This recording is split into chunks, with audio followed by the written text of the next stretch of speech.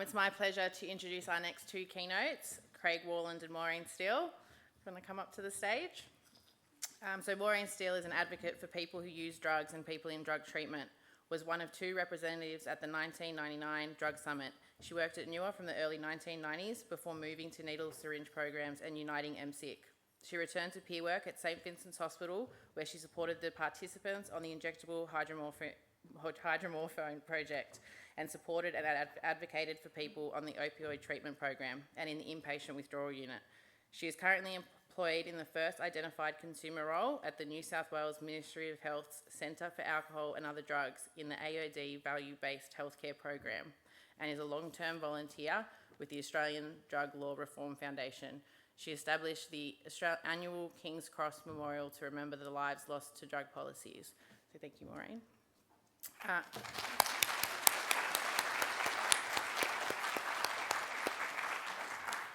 And Craig Worland is at the forefront of integrating lived living experience perspectives into policy, service design and systemic transformation, currently serving as the manager of lived experience in the Queensland Health, Mental Health, Alcohol and Other Drugs Strategy and Planning branch.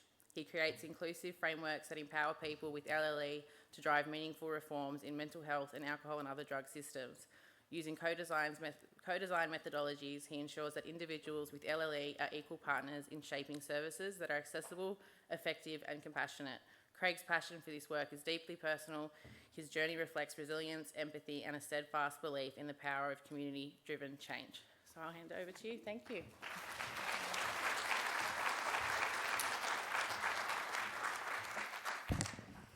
Thank you, Jen, for that wonderful introduction, and great to learn some things about myself from you. Thank you. Thank you, everyone. I'm really proud to be here today with Maureen to present sorry, I keep walking away from the microphone. I'll not do that. We're here to talk about the AOD Peer Lived Living Experience Workforce. And this NADA conference gives us the opportunity for us all to come together. And this is a massive room of people. If you just take a moment to have a look around, if you look back, you can see what I'm seeing. There's a lot of people here, and that's amazing. The last time I spoke to this many people was about 3 o'clock in the morning at a dance party. Bit different, so thank you. Look, I just want to kick off by just also acknowledging that great welcome to country. And I loved that. That was beautiful. The people, the Gadigal people of the Eora Nation, I love that I got to hear that story of how that came together. That's real. And I also just want to extend that respect in this space. So good morning, everyone. I'm Craig Worland. I'm the ring-in from up north. I've been welcomed here by the lovely Robert and Michelle to come and have a chat with you. And I'm really happy to be presenting today with Maureen Steele. I feel a little bit like a fangirl up here with Madonna or something, so she hates that. So thank you. We're here to talk about the shoulders that we stand on, the history that has found where we're at today. And I did a little bit of research into New South Wales and went down a rabbit hole till about 2 o'clock in the morning, understanding this space and where we came from. And when we talk about lived experience workforce in Australia's AOD sector, we're discussing a movement that has deep historical roots here in New South Wales. We stand on the shoulders of giants. I've gone onto the NUA Hall of Fame, and I will say I've just picked out two people that really stood out for me that I just wanted to reference today, what we're talking about.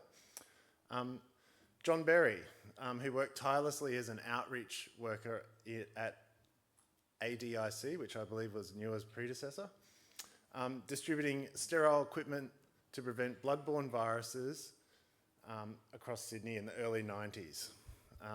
I want to honour trailblazers like him and Jude Byrne, who worked at ABLE, who was the national organisation and who fought globally to advance health and human rights of people who use drugs. And they did it with formidable intelligence and dignity and seeked allies in this space, and look where we're at. So these pioneers created pathways for us to see further and reach higher than we were. So I just want to acknowledge not just these two people, but everyone in the early days who had the guts to speak up and talk about these experiences that they're having. And they helped to develop where we're at today in terms of the peer workforce. I'm going to go off script for 1 second. Sorry, Robert, I can see your face. And just say thank you, everyone. Everyone who works in this sector. I'm someone who had problematic substance use, and I hate to say that, but I did. But I rode that psychotic horse all the way towards and through the burning stable. And I think that I just want to say thank you for the people, were you clinical, peer or not, for turning up to work, to hear what you just said about rowing a boat to get to work in that sector. Amazing. Thank you for that. And in terms of the peer workforce, it's because of you people that worked in these roles that helped to empower us to be here today, that we can work here. We came through we came through laneways that you helped to create for us. And now we want to be a part of that workforce to do this together with you. So thank you very much. I want to recognise that we have a national guideline for lived experience that exists.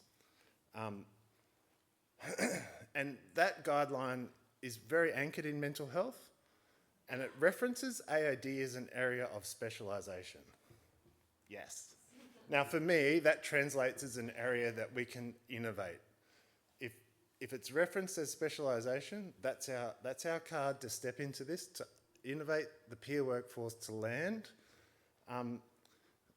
This recognition legitimises what many of us has long known, that the wisdom gained through lived experience offers unique insights that complement clinical expertise. It creates pathways for career development and specialised training that just simply didn't exist as early as 10 years ago. In Queensland Health, we've experienced remarkable growth in our peer workforce.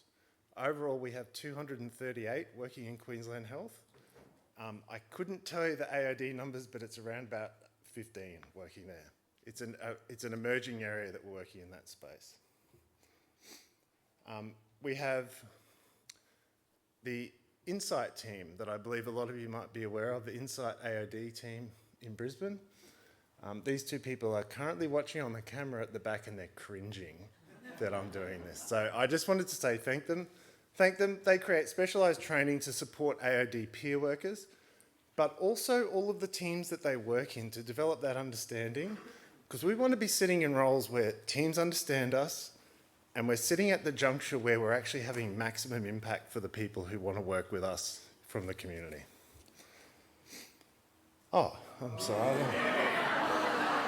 I don't know how that got in there, so anyway, thank you. Hang on, they taught me there's this, look, I'm just going to, I'm going to hand over to Maureen fairly soon, but I just want to touch on something. Sometimes I worry. I think I get that from my mother. She's the ultimate worrier. But I worry that sometimes in our AOD peer workforce, or in general, our workforce, we risk fragmentation when we should be seeking cohesion. While areas of specialisation are valuable, our ultimate strength lies in our ability to speak with a unified voice about the full spectrum of available options, and create deep connections between different services and approaches. To network as AOD peers and connect with each other, we walk alongside clients and explore the treatment options that are a good fit for them. This image up here is very good. I really liked it. I stole it from Brett from Insight. He did this up out of his own brain, which I love. And why do I put this up? Basically is to just talk through that on the left, is that left? Yes. On the left, we have abstinence, which is the big ticket on the scale of harm reduction. And on the right, we have the equally valid option to choose to use, but to step into a deeper understanding of how we reduce the harms in doing so. Together as a workforce, we work along that green line. That is the line of support that we offer the community. For someone to move to problematic use can occur anywhere along that line. That is the line of support that we offer to the community. In the same way, a move back from problematic use can rejoin the green line anywhere along that continuum. So when we work as a workforce, I think it's really important that we can understand and speak to all of the available options. They might not be our specialised area, but we can talk about and deeply connect between each other to fit what that client might want. As we grow, we must be mindful of language, that it doesn't become a source of division.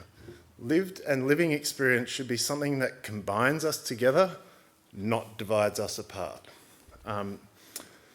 We have good relationships that can offer deep insight, and I think if we're not doing that with the people that are accessing and connecting with us, we're missing opportunities to deeply connect them within our sector.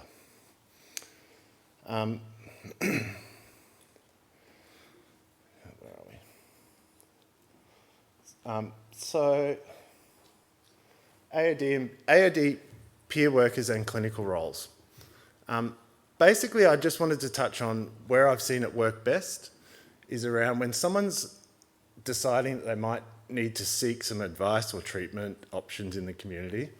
A peer worker is really well placed to connect with that person, walk alongside them and understand the services that are available, talk through that with them, but also tell them what's coming. If they're going to sit with a clinician and do some work, help them to prepare for that. Help them to understand what that clinician will ask, what they'll work through.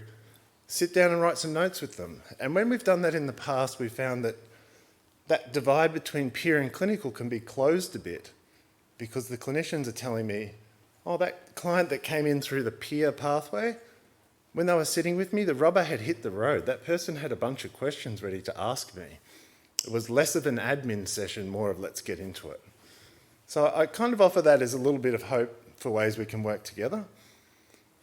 The future of lived experience in AOD's sector is bright, but not without challenges. As we continue to evolve, we need to maintain focus on our professional development, anchor ourselves in the evidence-informed practices, and create sustainable career pathways. I encourage everyone to have a squiz through these modules on Insight that we've built. Really helpful, and my understanding is quite a lot of people from New South Wales are accessing that with us. So thank you. That's my light touch today. I probably went a little bit over time, so sorry, Maureen. But over to you. I'd like to introduce Maureen and also just basically acknowledge her groundbreaking contributions in New South Wales, the only state that still has to learn how to play NRL, but we'll play on that. And her induction into the newer Hall of Fame is a really well-deserved recognition. So thank you, Maureen.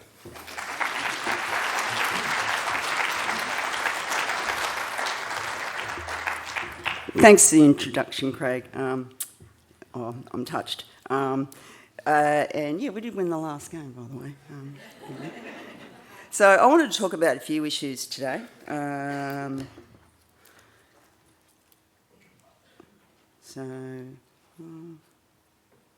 right. So I thought it might be handy for us to maybe start off by having a look at the lived and living experience workforce in New South Wales and what it looks like at the moment.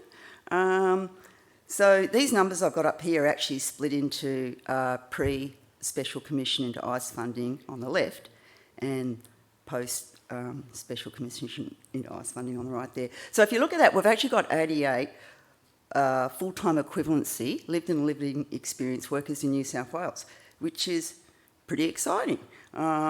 These numbers are still pretty approximate. We're waiting on some data from LHDs and some NGOs.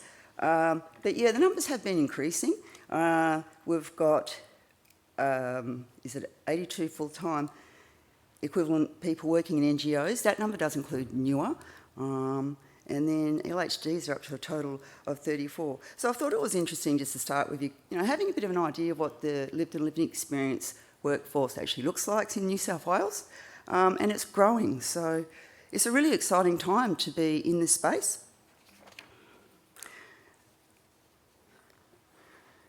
Move forward.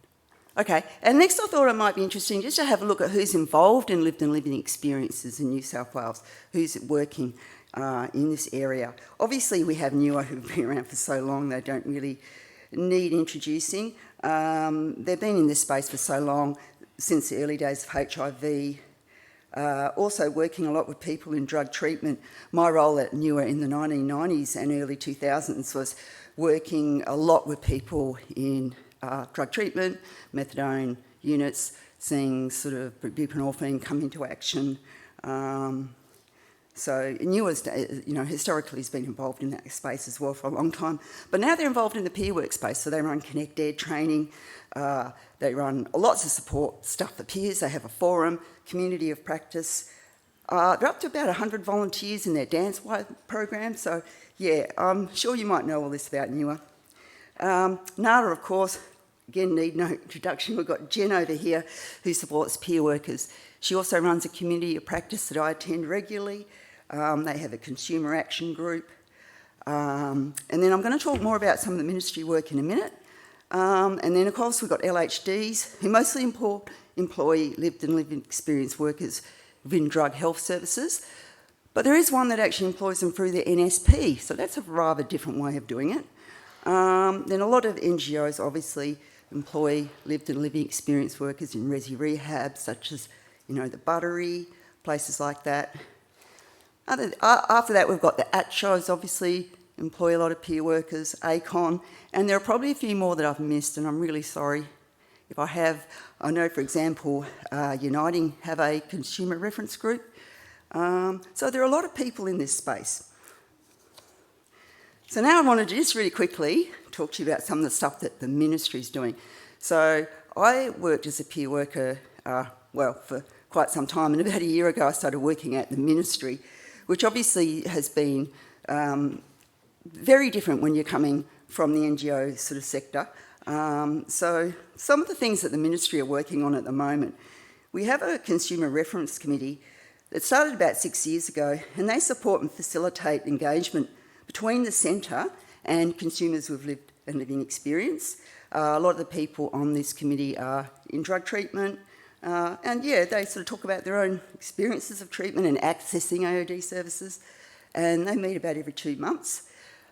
We also have the Consumer Informed AOD Research and Analysis Group, and they're great because they kind of have done some training in research, and they're involved in ensuring that the centre's research, evaluation and analysis activities support the involvement of people with lived and living experience and people who use AOD services. So I think, getting consumers involved in research is something that's particularly exciting to me. I think it's really important. Another group that they run at the ministry is the Peer Expert Advisory Group, and this is a really large group of any peer workers are able to attend. So we have about 30 odd people, and we talk about so many issues. It's quite an amazing meeting. And also there's another community of practice that is made up of managers and leaders of peer workers and consumer workers. So it's a really great space for managers to come together and maybe talk about some of the issues and share insights about what it's like to actually manage peer workers.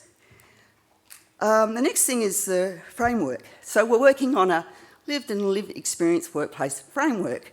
As Craig said, there's a national one on the way as well, but we've only just started work on this framework, and a working party's come together and they're writing it together, and it's really interesting. A bunch of consumers who have decided that they're going to pick what they think is important, and they've actually started with stigma. So the membership on that group includes NSW and NADA, and they meet about once a month, I think, to write the framework. Also, there's a lot more workforce development going on in this space. For example, the Cert 4 and peer work, there's a mental health one, but there will be an AOD one soon. And they're actually working on some of the initial units to get an AOD Cert 4 in peer work up and happening, which has been a long time coming. And the final kind of piece of work that the ministry did, which I think is quite important, is the Care Charter. This was co-designed with NSW and NADA and a lot of consumers and the ministry, and it kind of gives guidance to all staff on how to deliver care safely, non-judgmentally and equitably. And it just really calls on services to assess their own culture and their policies and processes to improve things, make sure that they are thinking about consumers and doing the best for them. I'm probably going to go over time too, so if you can tell me when I've got a few minutes to go. I wanted to talk to you about values-based healthcare, but honestly, it's so complex. I think I might move on from this slide. This is the team I work for in the ministry, and values-based healthcare is this new way of looking at healthcare, and it's about moving away from outputs and sort of activity-based work and more towards outcomes, and outcomes that matter to people, and also experiences that matter to people.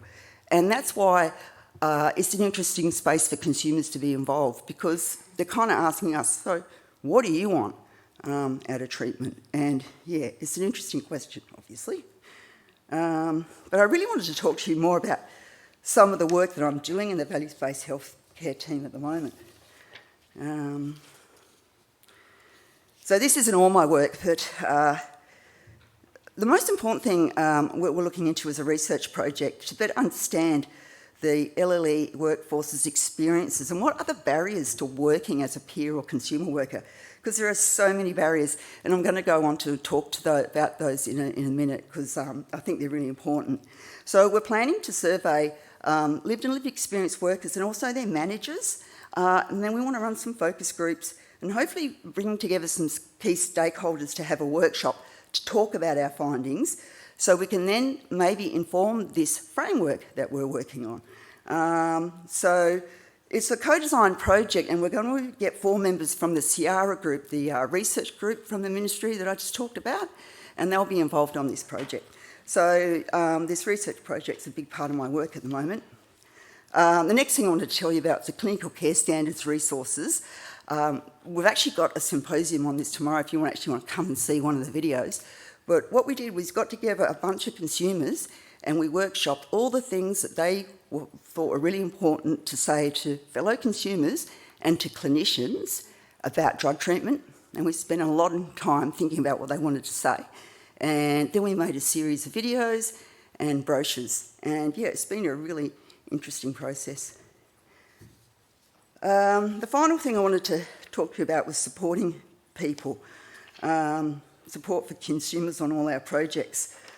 The values-based healthcare team has committed... Oh, is that 2 minutes to go? 5? Oh. None, no minutes to go. I'm done. Oh, no. Can I tell you a story? Good.